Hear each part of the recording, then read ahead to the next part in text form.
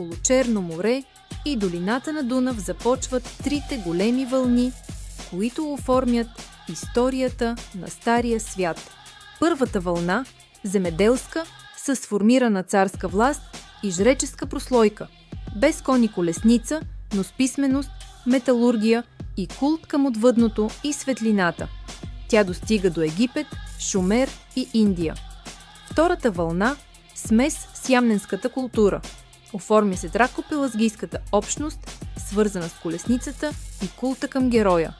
Появява се почита към воинствените богове, израз на новата енергия на света.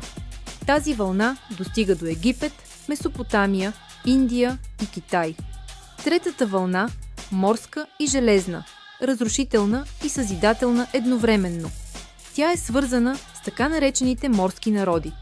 Тя слага край на бронзовата епоха и ражда новия свят на Средиземноморието.